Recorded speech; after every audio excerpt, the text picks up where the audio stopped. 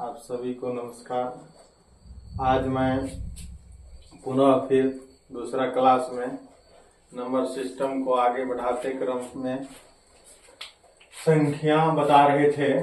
संख्या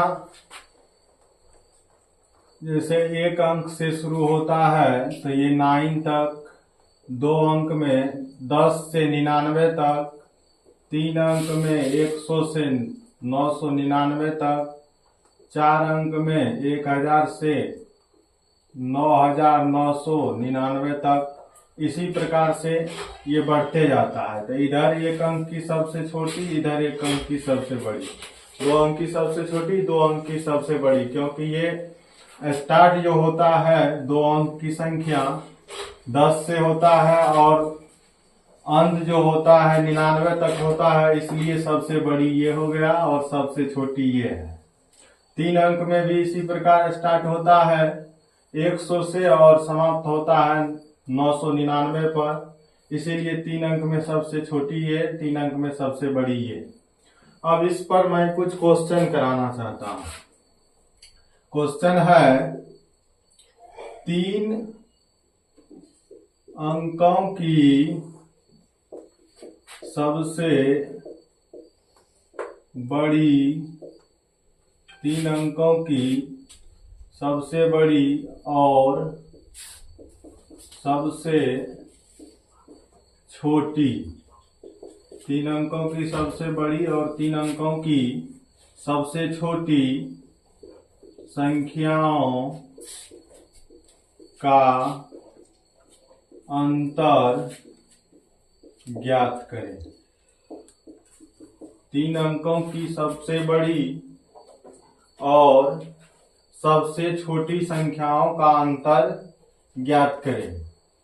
सबसे पहली बात है, जब हम लोग अंतर निकालते हैं तो उसमें बड़ी संख्या माइनस करते हैं छोटी संख्या, तो हमें अंतर प्राप्त होता है। अब इसमें देखना है क्वेश्चन क्या है। 3 अंकों की सबसे बड़ी और 3 अंकों की सबसे छोटी, इस क्वेश्चन का मतलब ये है। तो 3 अंकों की सबसे बड़ी संख्या, 3 अंकों की सबसे बड़ी संख्या इक्वल हो जाएगा 999। 3 अंकों की सबसे छोटी संख्या इक्वल हो जाएगा 100। अब इसका अंतर निकालना है। अंतर बराबर हो जाएगा बड़ी संख्या और माइनस छोटी संख्या, तो ये आ जाएगा 998। यही फाइनली आंसर हो गया 3 अंकों की सबसे बड़ी और सबसे छोटी संख्याओं का अंतर। अब नेक्स्ट नंबर में ये आगे बढ़ेंगे।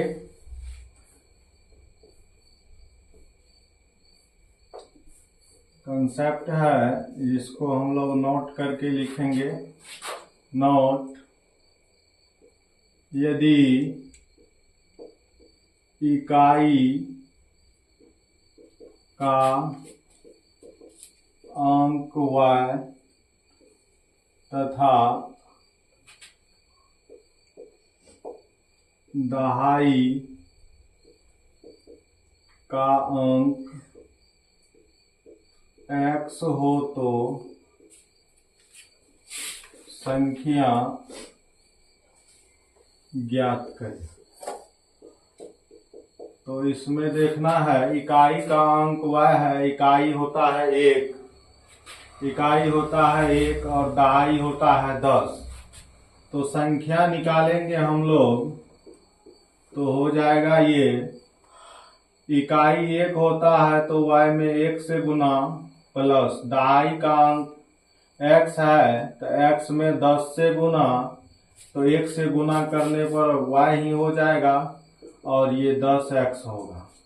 तो इसको अरेंज करके इस तरह से भी लिख सकते हैं 10x प्लस वाई। अब इसमें एक कंसेप्ट और आ जाएगा, अंकों को पलटने पर बनी नई संख्या। अब जो है अंकों को पलटेंगे, अंकों को पलटने या कहेंगे उलटने, अंकों को पलटने पर नई संख्या। तो अंक को पलटेंगे तो नई संख्या जो होगा, नई संख्या 10y प्लस x हो जाएगा। इस पर यदि हम लोग एक क्वेश्चन देखेंगे तो क्वेश्चन इस प्रकार है, यदि इकाई का अंक 5 है तथा दहाई का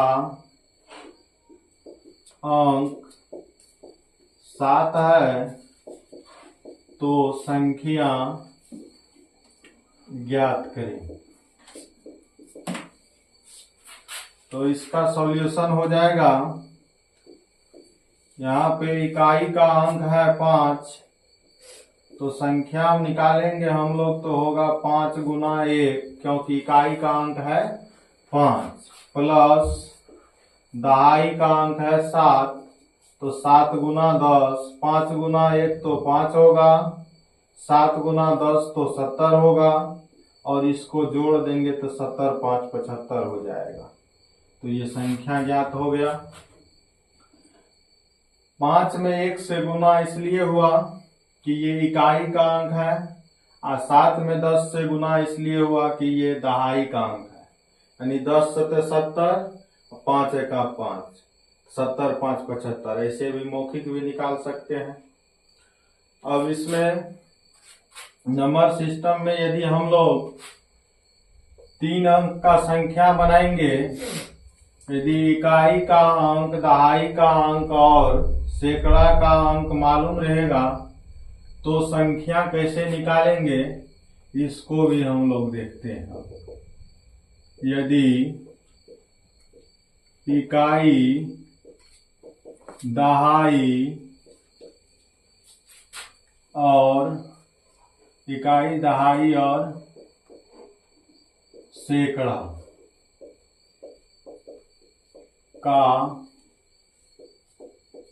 अंक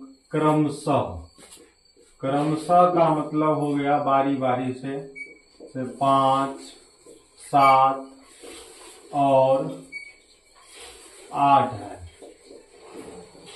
तो संख्या ज्ञात करें। तो ये क्वेश्चन टाइप हो गया, इसको जनरल रूप भी दे सकते हैं।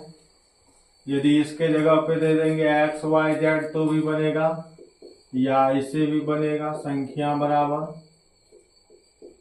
तो इसका जो सॉल्यूशन होगा, संख्या बराबर क्रमशः का मतलब होता है बारी बारी से। जैसे पहले इकाई है तो इकाई का दिया हुआ है, फिर दहाई है तो दहाई का दिया हुआ है, फिर सैकड़ा है तो सैकड़ा का दिया हुआ है। इस तरह से हम लोग यदि संख्या बनाएंगे तो इकाई का अंक 5 है तो 5 गुना 1, दहाई का अंक 7 है तो 7 गुना 10, और सैकड़ा का अंक 8 है तो 8 गुना 100। तो 5 गुना 1 तो 5 हो गया, 7 गुना 10 तो 70 हो गया, 8 गुना 100 तो ये 800 हो गया। इसको यदि हम लोग जोड़ देंगे तो ये हो जाएगा 875, और फाइनली यही संख्या हम लोग का बन गया। यदि इसी को जनरल रूप में हम लोग लिखेंगे, जनरल रूप में यदि इकाई, दहाई और सैकड़ा का अंक क्रमशः A, B और C है, तो संख्या ज्ञात करें। अब इसका जो सॉल्यूशन होगा, इसमें संख्या जो निकालेंगे, तो यहाँ भी देखेंगे हम लोग इकाई का अंक कौन है, दहाई का अंक कौन है और सैकड़ा का अंक कौन है। तो यहाँ पे इकाई का अंक ए है, तो ए में 1 से गुना करेंगे, प्लस बी में 10 से गुना करेंगे, सी में 100 से गुना करेंगे। तो ए गुना 1 तो ए हो जाएगा, बी गुना 10 तो 10 बी हो जाएगा, सी गुना 100 तो 100 सी हो जाएगा। इसी को यदि और अरेंज करेंगे तो 100 सी प्लस 10 बी प्लस ए, यही हो गया जनरल फॉर्म। तो संख्या से ये कंसेप्ट है, संख्या यदि 2 अंक का बनाना रहता है तो उसमें बताए एक्स वाई लेकर के। अब आगे जो है संख्या का कई टाइप है। सबसे पहला संख्या जो है प्राकृत संख्याएं हैं, नेचुरल नंबर्स। उसके बाद पूर्ण संख्याएं हैं, सबको बारी बारी से हम लोग देखेंगे। प्राकृत संख्याएं, इसको इंग्लिश में कहते हैं natural numbers. Natural numbers, natural numbers. इसका परिभाषा होगा नेचुरल नंबर का, गिनती के सभी संख्याओं को प्राकृत संख्या कहते हैं। गिनती के सभी संख्याओं को प्राकृत संख्याएं कहते हैं। गिनती के सभी संख्याओं को प्राकृत संख्याएं कहते हैं। गिनती के सभी संख्याओं को प्राकृत संख्याएं कहते हैं। तो गिनती 1 से शुरू होता है, तो इसीलिए प्राकृत संख्या भी 1 से शुरू होगा। 1 2 3 4 5 6 7, इसी तरह से ये बढ़ते बढ़ते अनंत तक जाएगा और इसको सूचित किया जाता है, ये इनफिनाइट का चिन्ह है। अब इसमें यदि हम लोग देखेंगे तो सबसे छोटी प्राकृत संख्या हो जाएगा, सबसे छोटी प्राकृत संख्या, सबसे छोटी प्राकृत संख्या बराबर 1। सबसे बड़ी प्राकृत संख्या, सबसे बड़ी प्राकृत संख्या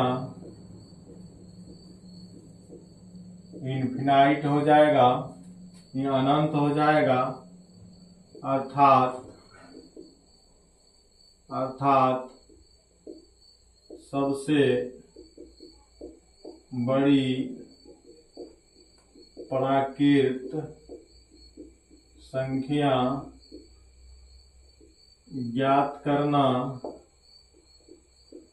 संभव नहीं है। प्राकृत संख्या को n से सूचित करते हैं। इसे n से सूचित किया जाता है। इसे n से सूचित किया जाता है।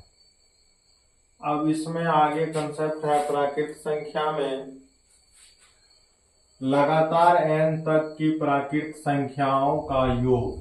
लगातार n तक की प्राकृत संख्याओं का योग। पहला ये कंसेप्ट है लगातार n तक, लगातार n प्राकृत संख्याओं का योग। लगातार n प्राकृत संख्याओं का योग। इसका मतलब है यहाँ पे 1 + 2 + 3 + n तक के प्राकृत संख्याओं का योग, इसका सूत्र हो जाएगा n इंटू एन प्लस 1/2। इस पर क्वेश्चन देखेंगे हम लोग 1 + 2 + 3 प्लस ये 10 तक है, तो इसका योग कैसे निकालेंगे। तो इसका सॉल्यूशन होगा, यहाँ n बराबर जो है 10 है, तो योग का फॉर्मूला होता है n इंटू एन प्लस 1/2, तो 10 इंटू 10 + 1/2, तो 10 गुना 11/2, 2 पंचे 10, तो 11 पचे 55, इसका आंसर हो जाएगा। इसी प्रकार से आगे और क्वेश्चन देखेंगे। तो ये n प्राकृत संख्याओं का